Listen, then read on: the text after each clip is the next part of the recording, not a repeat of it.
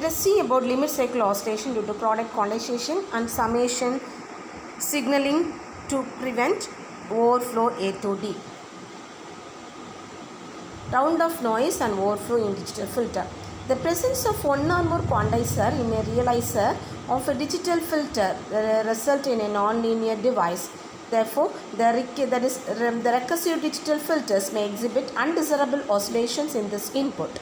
In the output, in the finite arithmetic operations, some registers may overflow if the input signal level became large.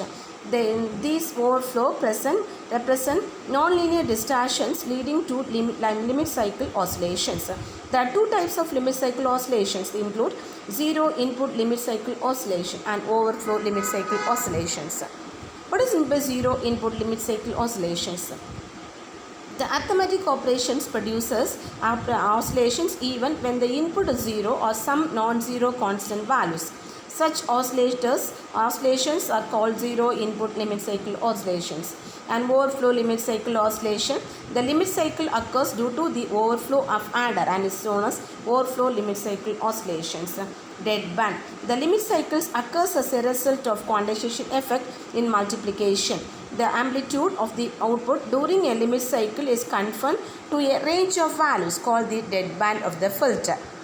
Now here, if you have the deadband, that is, it must satisfy the inequality y of n minus 1 less than or equal to power minus b by 2 1 minus modulus of a. Here, let us consider the first order filter.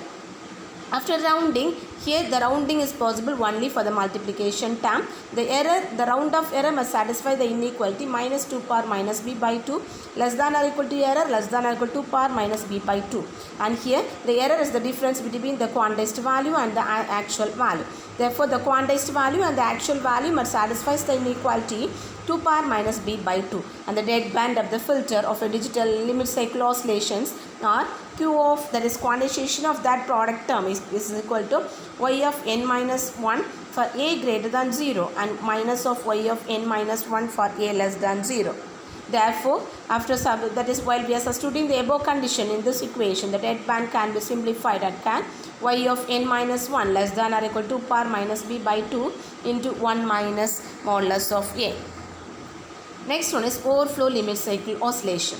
We all know that limit cycle oscillation is caused by rounding, that is the result of multiplication. And the limit cycle occurs due to the overflow of adder and is known as the overflow limit cycle oscillation. And there are several types of limit cycle oscillations are caused by addition, which makes the filter output oscillate between the maximum and minimum amplitude. Here, let us consider the two positive numbers. Let us take this n1 and n2. These two positive numbers, while we are adding, their sign is, that is, the output is negative. This sum is wrongly interrupted as a negative number. The transfer characteristics of a saturation adder is shown in the figure as n is the input to the adder and f of n is the corresponding output, and this is the transfer characteristics of the saturation adder. From the transfer characteristics, we find that when the overflow occurs, the sum of the adder is set equal to the maximum limit. Next one is signal scaling. Saturation arithmetic eliminates the limit cycles due to overflow, but it causes undesirable signal distortion due to the nonlinearity of the clipper. In order to limit the amount of nonlinear distortion, it is important to scale the input signal and the unit sample response between the input and any interval summing node in the system to avoid the overflow.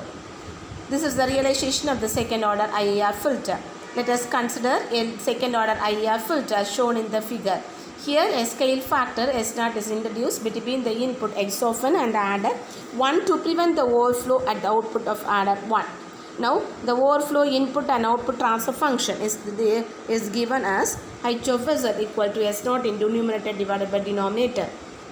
From the figure, we are just introducing an intermediate term in between this. Therefore, that can be given as h dash of z equal to S0 by denominator. From this, w of z is equal to S0 into s of z into x of z, where x of z equal to 1 by d of z. Here, we are just going to apply the pass oscillation by using for the above function. Therefore, this is given us by applying the past oscillations. We are just considering the signal and finally we are squaring the signal. After applying the squaring signal, we are just applying the squares inequality. The inequality can be applied to the to the above equation, and also after applying the past oscillation, we are getting the value of omega n square. Here for simplification, let us take z equal to e power j theta. We are differentiating and we are just converting all the terms in theta in case of theta, and finally we are substituting in the above equation, and after that while we are simplifying we are getting that omega square of n less than or equal to summation of x square of n when this s naught square into 1 by 2 pi j integral of x of z into x of z inverse into dz equal to 1 here, which gives that from this, that is s naught square equal to 1 by denominator term, therefore s naught square equal to I equal to the denominator term, therefore s naught equal to 1 by I, where I can be represented by using this equation. Because of the process of scaling, the overflow is eliminated. Here s naught is the scaling factor for the first stage. Scaling factor for the second stage is s naught 1. This can be given by s naught 1 square is equal to 1 by s naught square into I2, where I2 is given by the use above equation. This is about this signal scaling. Thank you.